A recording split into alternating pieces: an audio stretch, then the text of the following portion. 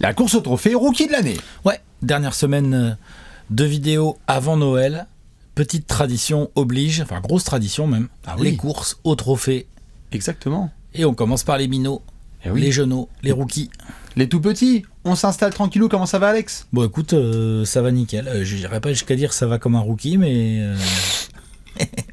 Comme un vétéran. Comme un vétéran qui vient de se bouffer un week-end entier de 4 jours de suite à l'incroyable Pop-Up Sport.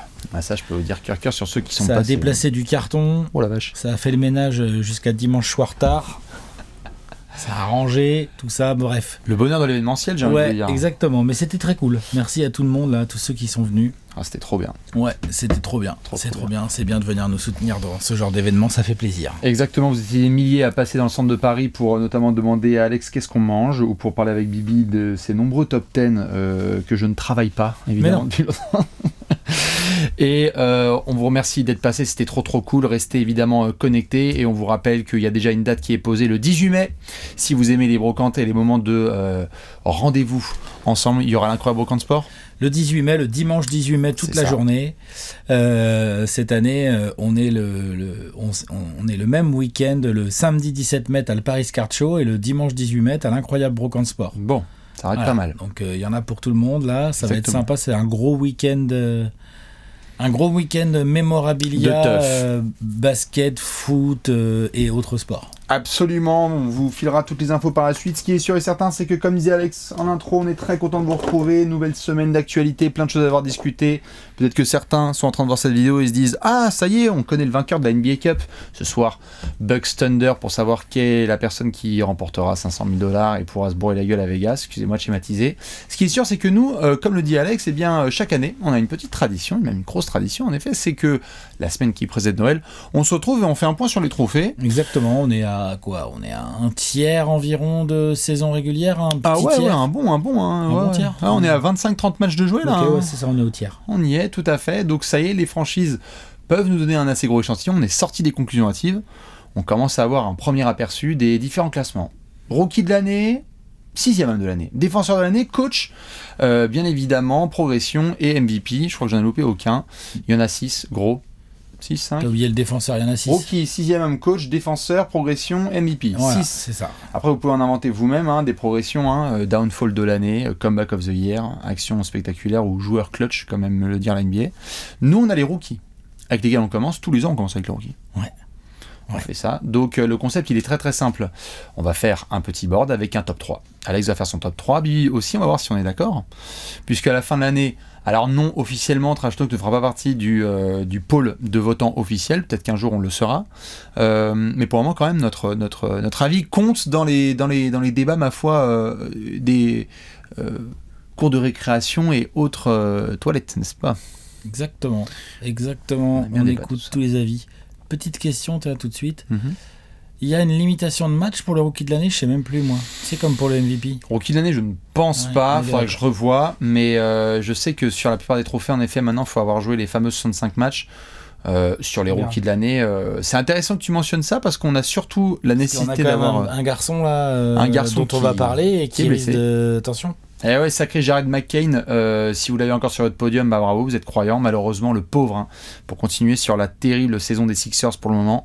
Jared McCain qui était le leader de la course au rookie de l'année et qui donc s'est blessé salement, ne sera plus en tout cas sur le podium sur les semaines à venir parce que là clairement dans la course au rookie de l'année, Alex, on peut parler des critères tout de suite. Que McCain, le genou là, ça l'emmène au moins jusqu'à après le All-Star Game. Ah oui, oh là là, mon ami. Non, c'est très douloureux. Et c'est terrible parce que c'était un des rayons de soleil de nos amis les Sixers avec Gershon Yabusele.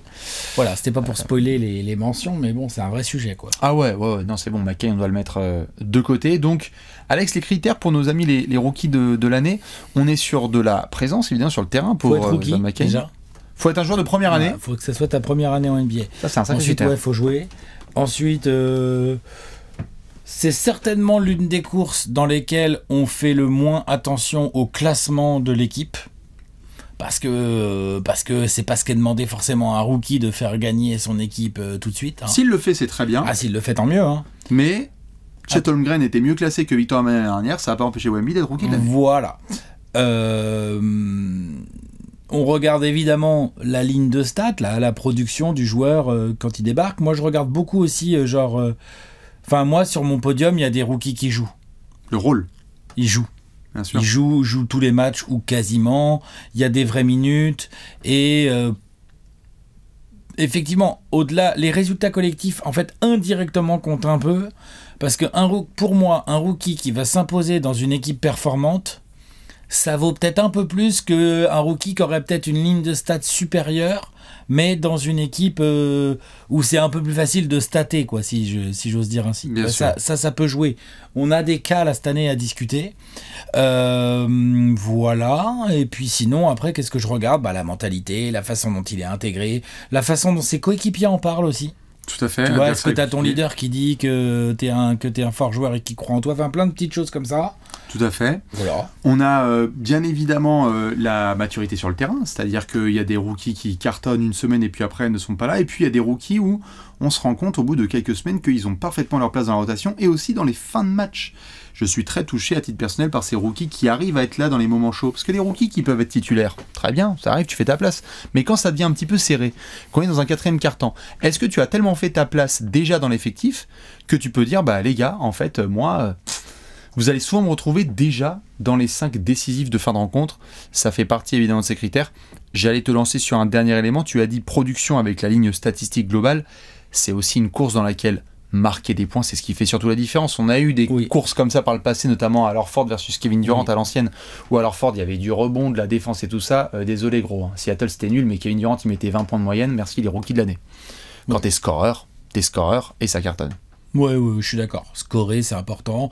Après, si t'as un rookie qui distribue bien tout de suite la balle, je regarde tout un tas de petites choses. Je regarde les pourcentages au tir aussi, parce qu'on sait que la première saison, c'est pas toujours facile de trouver son rythme, que les tirs tombent dedans et tout. Et on faisait allusion à Jared McCain. Jared McCain, c'était au-delà du scoring, c'est aussi la qualité de son scoring qui faisait qu'il était aussi haut dans la course, quoi. Mais bon, voilà, on répète, genou. On est à peine à Noël. Le mec, on sait qu'on le reverra pas jusqu'à au minimum le All-Star Game. C'est ça. Ça va être chaud pour lui, en fait. Tout à fait. Moche, Une cuvée sur laquelle il y a du français, du tricolore, ce n'est pas un critère, mais c'est à noter quand même. T'as du français numéro 1, numéro 2 de draft, t'as du français numéro 6 de draft. Enfin oui, il y a du français dans tous les coins. Entre Zachary Isaché, évidemment, Tidjane Salin et Alexa, on va pouvoir en discuter. Est-ce qu'il y en a un sur votre podium ? Si oui, lequel ? On va pouvoir en débattre.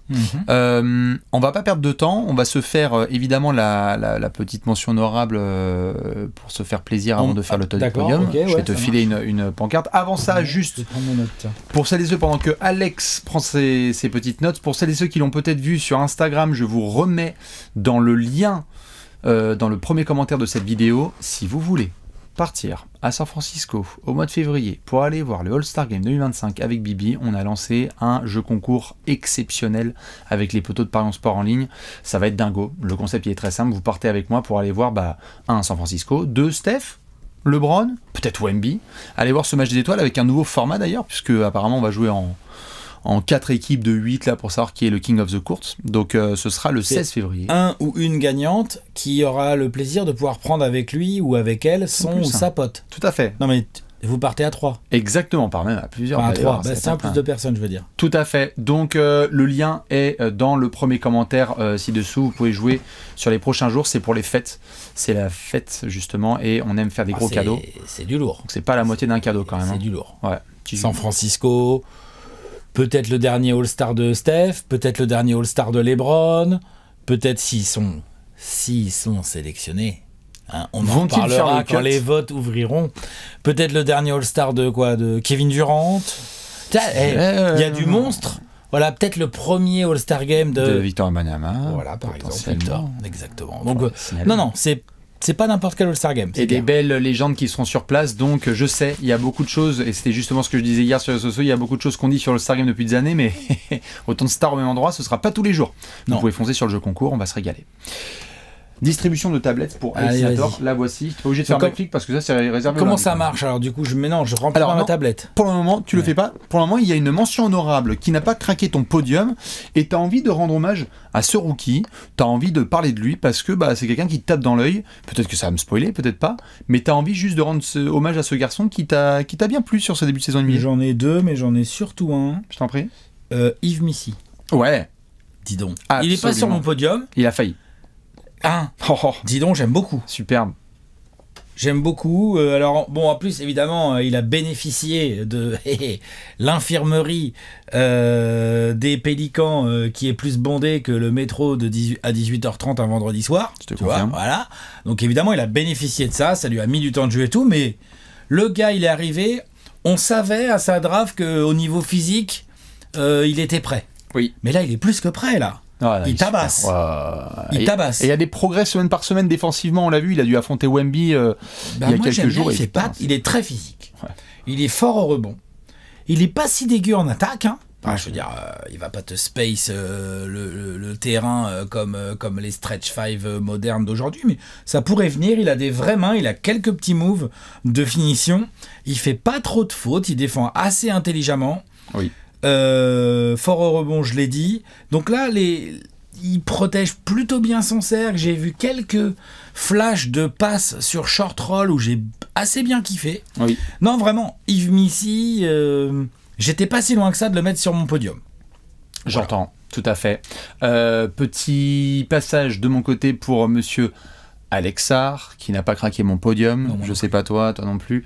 Alex Sarr qu'on a vu évidemment avec Deo et Deba, il est à Washington. Il y a eu des très bonnes choses par séquence. Alex Sarr, le plaisir de regarder les Wizards et notamment Bilal Coulibaly, mais aussi d'Alex Sarr qui a connu évidemment différents hauts et bas sur cette saison NBA. La première, c'est d'être testé quasiment tous les soirs sur des switches défensifs sur les meilleurs attaquants NBA qui veulent le tester, parfois avec succès, et parfois ils se prennent Alex Sarr dans la gueule. Il y a une magnifique mobilité défensive.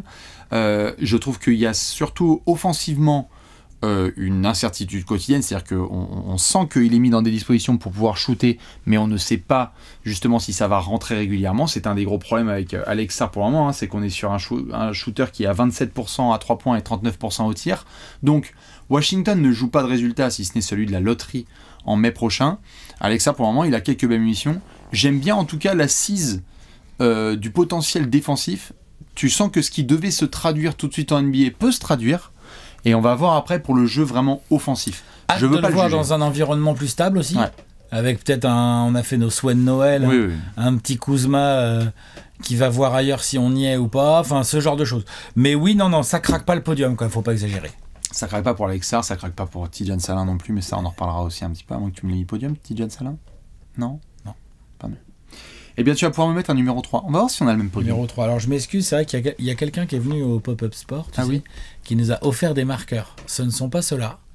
En disant on lit mal et tout. Donc, je m'excuse, là, je verrai si je peux les récupérer pour tourner les prochaines courses au trophée. Mais concrètement, voilà, on les a pas. On a eu plein de choses, Léon, il faudra qu'on t'en ramène. On a eu du chocolat pour nous trois, on a eu plein de cadeaux. Pour la moutarde. Hein la moutarde, tout à fait. Ouais, la moutarde de Dijon. J'ai vu sur les réseaux que j'avais un pot. Ouais. Sur les réseaux. Faut te dépêcher parce que ça traîne pas en ce moment. En ce moment, je bouffe de la viande tous les jours juste pour la moutarde. T'as eu un tartine Alex, le matin avec la confiote là. Donc là, je mets le 3, c'est ça ? Oui, appuie bien fort, comme on dit. Numéro 3, évidemment, de cette course au rookie de l'année. On va voir si on a le même.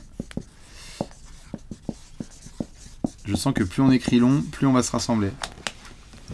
Zachary Rizaché, nous l'avons tous les deux en podium. Bah, c'est le gros bénéficiaire, à mon sens, je vais pas te mentir, voilà, du fait qu'on a parlé de McCain qui, malheureusement, avec sa blessure, va avoir du mal à rester dans la course. Du coup, bah, j'ai décalé mes gars vers le haut. Hein. Oui.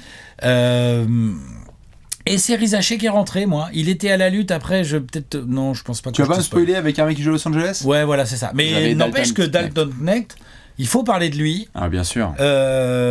C'était très serré pour moi entre Dalton Knecht et Rizaché. Pareil. Knecht, grosso modo, en termes de production, les deux se valent. On est à la dizaine de points.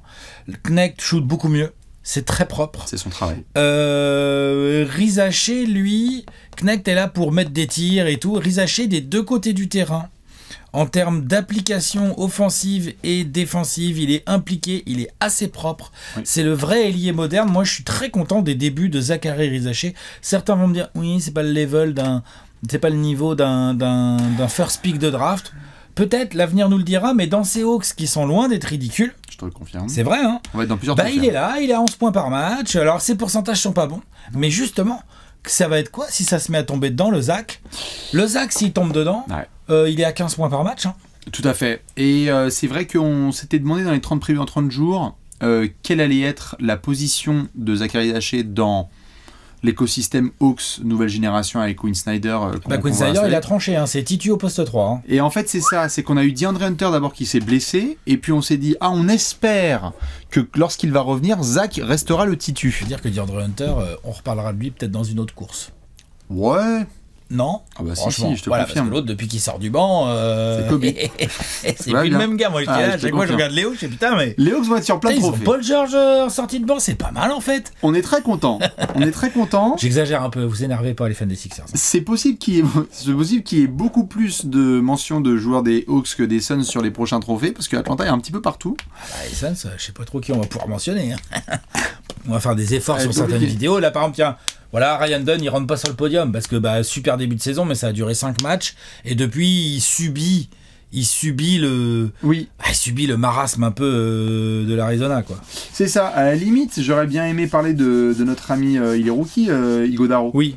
Ighodaro que moi j'aime beaucoup. Oui, mais à pareil, Phoenix. ça rentre pas dans. Mais ça rentre pas dans la course, ce soir. Mais oui, c'est intéressant. Zachary Haché, pour mes fans des Hawks évidemment, quand j'ai l'occasion d'en parler, très content de ce qu'il donne, notamment dans les missions défensives qu'il peut récupérer aux côtés de Dyson Daniels, parce que tu les vois tout de suite les impacts au quotidien, cette ligne grande qui vient gêner la plupart des extérieurs adverses. Vraiment, lui et Dyson Daniels ont des belles missions. Il y a du culot chez Zachary. Il y a des soirs où en fait bang bang ça rentre à 3 points. Il y a eu quelques grosses perfs, on s'en souvient, c'était face aux Knicks notamment, qu'il avait planté des banderilles sur banderilles. Alors oui, comme tu l'as bien précisé là, on sent qu'offensivement il faut qu'il y ait plus de régularité, mais c'est un joueur qui est quoi ? Qui est la 5, 6e option chez les Hawks, parce que quand tu fais Trae Young, Jalen Johnson, Bogdan Bogdanovic, le retour de DeAndre Hunter, et même des Dyson Daniels qui ont un petit peu de munitions, c'est pas forcément lui qui va recevoir le plus d'offres.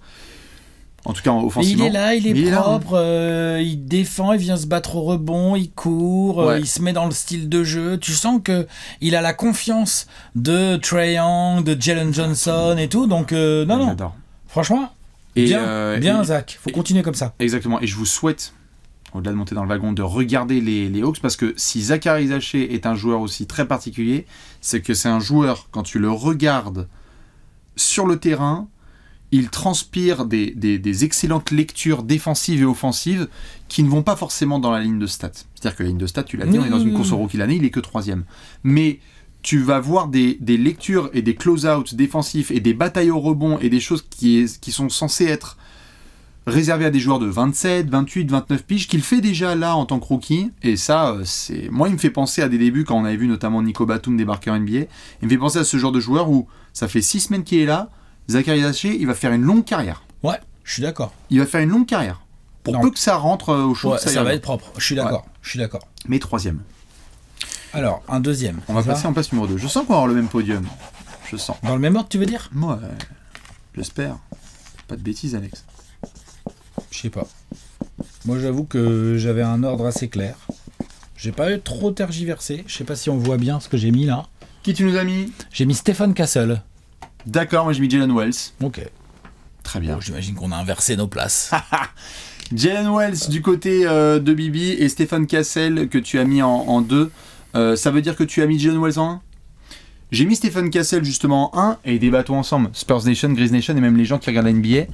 T'as envie de parler de quoi sur Stephen Castle et on débattra après sur Stephen Castle, super début de carrière NBA. Il score, il prend des rebonds.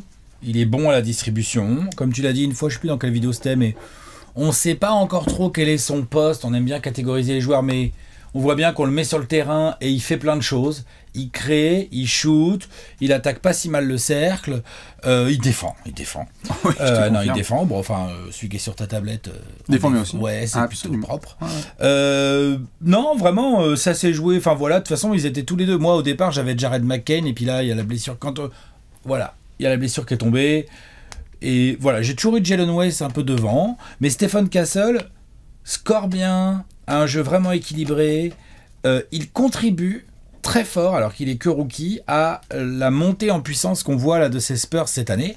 C'est pas le seul, évidemment. Il y a Wembanyama, il y a l'effet aussi du vétéran Chris Paul. Oui. Il y a Jérémy Sohan. Moi, je trouve que... Vraiment, il a progressé, il apporte au rebond, en défense et tout. Enfin, il y a un truc qui se met en place là à San Antonio, dont Stephen Castle fait complètement partie. On voit bien, tu parlais de longue carrière. Bon là, on est parti pour une longue carrière également. Bémol, allez, je dois en trouver un. Le pourcentage au tir. Oui, bien sûr. Les pourcentages au tir, la réussite n'est pas là. Un peu comme Rizaché.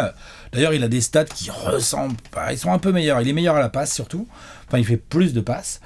Mais il a pas Trae Young à ses côtés aussi. C'est vrai que quand tu as Trae Young à tes côtés, tout de suite puis même Jalen Johnson, enfin les deux, ça distribue. Bien sûr, bien sûr. Donc voilà, Stephen Castle dans ce rôle là, il est bien, il perd assez peu le ballon, il est assez propre comme joueur, c'est quand même assez cool de voir ça. Les Spurs l'ont pris en 4e de draft. Et il est en train de montrer, genre, dans cette draft, j'étais dans le top 5, les gars, il n'y a pas de sujet. Et je vais contribuer au futur d'une équipe qui est en train de monter, qui va se battre. Là, on va voir, on est qu'au tiers de la saison, mais c'est les Spurs, ça va se battre pour aller en play-off.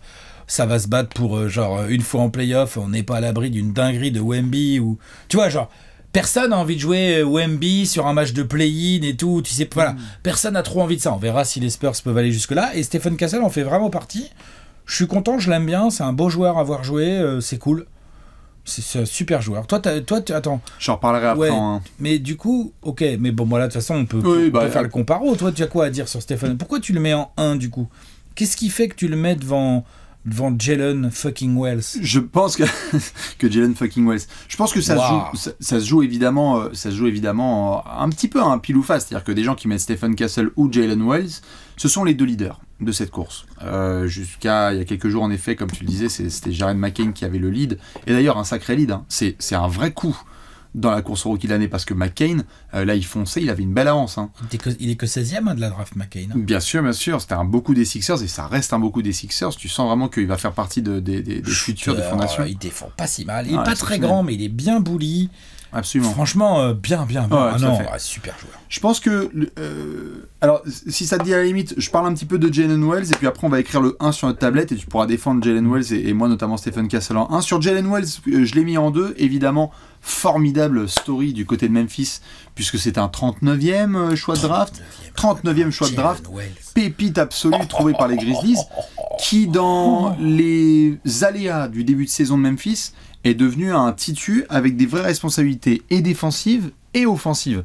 C'est-à-dire que moi, il y a eu plusieurs matchs. Vous pouvez demander à Tyrese Haliburton, notamment aux d'autres garçons, ce que ça a donné d'avoir Jalen Wells qui est en pression sur l'homme. Excellente lecture en sortie d'écran. Il y a cette détermination jeune d'un garçon qui est donc second tour, contrat non garanti, qui va vouloir faire sa tanière à Memphis. Le contrat garanti, il va pas tarder à tomber. Normalement, ça devrait tomber, le contrat garanti. Il est super. Il a profité notamment de cette situation et du fait que notamment Marcus Smart ne soit pas forcément un titu. On est vraiment sur du Ja Morant, Desmond Bane, et donc quand il y en a un qui était absent, Jalen Wells s'est fait sa place. C'était pas pourtant à la base le rookie le plus attendu, puisque c'était Zach Edey qui a démarré très très fort, qui aurait pu être là dans les mentions. Il est dans les mentions, je pense qu'il mérite la mention, tout à fait d'accord. Ça fait partie des très belles stories de Memphis, qui est extrêmement bien placé, on va pas se mentir. Les Grizzlies qui sont podium de l'Ouest avec un Jalen Wells qui est présent dans les Money Time, qui défend sur l'homme, qui rentre vachement ses 3 points et qui donc coche beaucoup de cases d'un potentiel rookie de l'année, tout à fait. Mais justement, on va mettre notre numéro 1 maintenant. Moi, j'ai mis Stephen Castle et Jalen Wells, et tu vas me dire pourquoi toi tu le mets en 1, et moi je vais te dire pourquoi je mets Monsieur Stephen Castle. Alex, pourquoi est-ce que tu nous mets notre ami Jalen Wells en 1 Plusieurs raisons à ça. Première raison, moi, ce qui m'a vraiment bien plu, et c'est ce que j'aime beaucoup chez Memphis ces dernières années, c'est que Jalen Wells a eu du temps de jeu au départ. Jalen Wells, bien sûr. Jalen Wells a eu du temps de jeu au départ parce qu'il y avait des blessures. Oui. Mais là, Marcus Smart, il est revenu. Marcus Smart, il est sur le banc. On peut dire, oui, Marcus Smart, il a plus une gueule de 6e homme. Il a quand même pris la place de Marcus Smart sur le terrain. Et on verra quand Vince Williams va être un peu plus prêt à jouer et tout, mais je suis pas sûr que Taylor Jenkins, Vince Williams et Marcus Smart qui sortent du banc, Taylor Jenkins, il peut tout à fait se dire, ça me va bien et tout, parce que Jalen Wells, moi... Je veux dire, c'est très impressionnant de voir un jeune joueur comme ça, qui arrive dans une équipe qu'on avait un peu oublié à cause des blessures l'année dernière. Les Grizzlies sont une des meilleures équipes de la ligue. Ils sont podium de l'Ouest. Oui. Ils ont Ja Morant, ils ont Jaren Jackson Jr., ils ont Desmond Bane. Et au milieu de tout ça, Taylor Jenkins, au début, un peu contraint et forcé, il a envoyé son rookie dans le grand bain. Et l'autre, il arrive. Il est chaud en défense. Il est vraiment chaud. Il est athlétique de fou. C'est vraiment le swingman parfait de la NBA moderne. 2 mètres, bien tanké, bien costaud, 95 kilos, je sais pas exactement. Et tout. Des bras assez longs. Il est assez technique. C'est-à-dire qu'il positionne bien ses appuis. En catch and shoot, il est très fort. Il en prend presque 5 par match. Il en fout 39%. Ouais. C'est quand même incroyable. Il se bat au rebond. Et tu l'as dit, dans les money time, Taylor Jenkins, il n'hésite pas. Hein. Jalen Wells, il est sur le terrain. Le type est régulier. C'est qu'un 39e choix de draft. Je veux dire, moi, après, évidemment, on n'aime pas les comparos et tout. Mais en termes de début de carrière, il est sur le début de carrière d'un énorme 3&D. Et sur un malentendu, si ça chope un peu de handle, parce que c'est peut-être ça son petit bémol. C'est pas son jeu pour le moment. Ouais, c'est pas son jeu. En même temps, de toute façon, il joue avec Bane et Ja Morant. Personne lui demande trop de tenir la balle pour l'instant. Un peu, il le fait de temps en temps. Il est pas si mauvais, mais il reste un peu. Mais je veux dire, il est déjà, franchement, je trouve qu'il est déjà meilleur que des mecs qui ont son profil à la base, mais qui ont déjà 2-3 ans de NBA dans les pattes, genre, je sais pas moi, Okoro ou des gars comme ça et tout. Et c'est pas pour leur faire offense. Jalen Wells, il est titulaire dans une des meilleures équipes de la ligue. Il est titulaire dans une équipe qui peut légitimement se dire si on va pas au moins en demi de conf, on va être déçu, tu vois ce que je veux dire? En l'état, ouais, bien sûr. En l'état, là je te parle, voilà, en l'état. Après les Grizzlies jouent vraiment bien, il leur manque des joueurs, ils ont une défense sérieuse. Non, ça là-dessus, il a vraiment impressionné. C'était peut-être la story la plus inattendue en fait. Jack, il est 39e de draft, on l'avait pas suffisamment vu venir, les scouts avaient moins parlé de lui, donc évidemment, mais là, clairement, c'est pour ça aussi quand on fait des fois les vidéos de prospects, de présentation de jeunes joueurs et tout, faut toujours garder du recul par rapport à ça et par rapport au scouting, parce que la vraie vérité, elle est là. Et quand on est dans la vérité du terrain de la NBA, Jalen Wells, il arrive et salut les gars. Donc allez-y, envoyez vos gros arrières, envoyez vos gros ailiers, et de l'autre côté du terrain, c'est pas du tout un mec, Memphis, genre, il y a eu plusieurs matchs, là, t'as parlé de Tyrese Haliburton, je l'ai vu défendre sur qui, là, récemment, là? Il y a eu mon nom qui est passé. Mais personne rigole, il est vraiment très chiant, et comme derrière lui, en plus, il a des Jaren Jackson, ou des Ja Morant, des Desmond Bane, qui, on voit bien, Memphis, c'est une équipe depuis plusieurs années, là, elle développe du jeune. Ils sont dans ce délire. Ouais. Et donc, tu sens qu'il est content, tu sens que ça se passe bien, tu sens que le coach lui fait confiance, tu sens que, du coup, il apporte beaucoup de profondeur à ces Grizzlies, et je pense que dès cette année, Jalen Wells peut être une pièce importante d'une grosse saison des Grizzlies, quoi. C'est assez fou. Pour moi, avec la blessure de McCain, il est leader de la course au rookie de l'année. Ouais, j'entends. Pour l'instant. S'il y en a qui mettent Jalen Wells, évidemment, moi j'entends. Ce qui est marrant à Memphis, et je laisserai mes fans des Grizzlies notamment me confirmer ou pas leur ressenti, c'est que ils étaient montés très très haut pour Zaire Williams. Qui était un petit peu leur projet, ils s'étaient montés jusqu'en 10, je crois, pour essayer d'avoir un gars à développer. Flop, ou en tout cas qui n'est pas allé aussi loin que ce que ça aurait aimé donner, parce qu'après à Brooklyn. Non, c'est vrai, on peut peut-être pas dire définitivement que c'est un flop. Non, c'est ça, c'est qu'à mon avis, il reste encore des choses à développer, mais Jory Fernandez d'ailleurs l'utilise de manière assez intéressante, plutôt parfois en 4, même des line-up en 5 avec les Nets. Jalen Wells, en fait, moi ce que j'ai adoré, en effet, c'est le côté inattendu et aussi régulier sur des responsabilités aussi fortes. Stephen Cassell, je le mets d'un cheveu devant, on a dit que c'est hyper serré, sur la production c'est serré. Memphis a un meilleur bilan, évidemment, que les Spurs. Ce qui m'a impressionné avec Stephen Cassell, bon évidemment les gens savent à quel point j'aime ce joueur, le soir de la draft, je me disais il n'y a aucun problème avec le fait qu'il soit 4, on essayait de le mettre sur un poste, c'est un joueur de basketball qui est exceptionnel, déjà pour son jeune âge, qui a des missions défensives énormes et un petit peu parfois de playmaking ou juste sur des short rolls en posant des écrans à pouvoir filer les ballons à ta gauche. Il est lui aussi très présent dans des histoires de money time sur parfois les meilleurs attaquants adverses. Il y a eu des situations aussi sur lesquelles les Spurs ont dû faire sans du Victor Wembanyama ou sans du Sohan, et ils bouchent les trous, c'est-à-dire qu'il y a eu des matchs qui ont été aussi remportés par les Spurs et on se dit putain c'est marrant, Stephen Cassell a été bon, J'ai eu peut-être un peu plus ce sentiment qu'il y a quelques micro-matchs sur lesquels il a des performances très globales, assez hautes, que ce soit au scoring et ensuite dans rebond-passe, qui le font se rapprocher de ces comparos qu'il y a eu à la Jrue Holiday, tu vois, ce côté vraiment, tu sais pas si c'est un meneur, tu sais pas si c'est un arrière, mais c'est un basketteur qui défend sur les meilleurs adverses, et donc c'est kiff-kiff. Moi je pense que c'est aussi une partie de le bilan des 6 premières semaines et ce qui va se produire par la suite, peut-être à tort, ça se trouve c'est Jalen Wells en effet qui va finir en tête, mais j'ai l'impression qu'en tout cas Stephen Cassell il montre tous les soirs que c'est un top 5 de cette draft qui est un titulaire indiscutable à San Antonio. Et limite, je me demanderais à quoi ça ressemblerait si tu enlevais Stephen Cassell des Spurs et si tu enlevais Jalen Wells des Grizzlies. Et je trouve que l'importance... C'est sûr qu'il y en a un qui joue dans une équipe moins forte que l'autre, ça c'est sûr et certain. C'est ça. Il pèse plus. Et que donc du coup, j'ai l'impression notamment, et le sentiment en les regardant les deux, que Jalen Wells, c'est formidable ce qu'il fait. Il est dans un contexte dans lequel on lui autorise aussi à faire certaines erreurs, Stephen Cassell aussi, mais... où il y a une hiérarchie assez claire au-dessus de lui. Stephen Cassell, il arrive dans la hiérarchie et il est en train de poser la question Stephen Cassell, il y a de la place à prendre. Ouais. Jalen Wells, pour l'instant, il n'y a pas de place à prendre. Mais il a déjà une super place. Est-ce qu'il y a 10 joueurs meilleurs que lui dans cette draft ? Là, au bout d'un tiers de saison, c'est pas en sûr. production, non, c'est sûr. Même en jeu, dis donc. Ouais, bien sûr. C'est un malade. Hein. Non, c'est clair, c'est clair. Genre, il ressemble un peu à... Tu sais, il a un style... Enfin, on va voir comment il va se développer, hein, mais il est dans la lignée de ces types-là, de ces Jalen Brown, de ces Butler, de ces gars-là, quoi. Bah c'est ça, on sait pas encore si ça va être Quentin Grimes ou plus. Tu vois, on va voir, mais putain, il est dans la lignée, et puis ouais. S'imposer dans une équipe aussi forte que Memphis, comme ça, là, ouais. Marcus Smart qui revient, Taylor Jenkins, et puis Marcus Smart, il a l'air d'accord, hein. Il prend un rôle de 6e homme, enfin, franchement... Ouais. C'est très fort. Je m'attendais pas à ce que Memphis soit à cette position-là, évidemment, à Noël. Hein. Là, ils sont top 3 et tout se passe très très bien. Et d'ailleurs, il y a d'autres garçons. On les avait oubliés, On les avait oubliés. On avait oublié à quel point ils jouaient bien. C'est ça. Et d'ailleurs, il y a d'autres garçons dont on reparlera. Hein. Santi Aldama en sortie de banc, il y a des dingueries et tout. Memphis, franchement, on avait oublié parce qu'il y avait eu trop de blessures d'un coup, trop de bazar. Ouais. Là, quand tout le monde est focus, tu regardes Memphis jouer, tu fais c'est très relou. J'ai eu le sentiment, et peut-être parfois un peu trop affecté parce que c'est aussi les Spurs, que Stephen Cassell, il y a eu des matchs où des observateurs, que ce soit médias ou même des gens comme toi et moi qui regardons les matchs, se disent ok, Stephen Cassell est un futur All-Star. Tu le vois sur le terrain et tu te dis c'est un mec qui va pouvoir produire au scoring de manière ou d'une autre, que ce soit sur pénétration, il y a parfois des coups de culot au shoot extérieur où il se sent bien et où ça rentre, et tu dis pour peu que ça se débloque, c'est un futur All-Star. Je me demande pour Jalen Wells, j'ai eu ce sentiment-là un peu plus avec Stephen Cassell.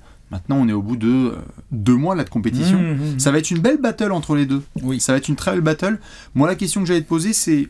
Là, on a donc dit qu'avec l'absence de McCain, il y en a 2 là vraiment qui sont au coude à coude.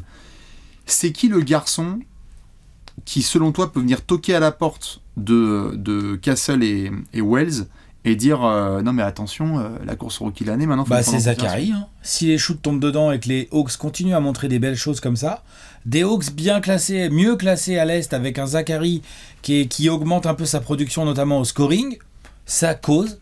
C'est Dalton Knecht. Dalton Knecht, moi j'ai très hâte de voir.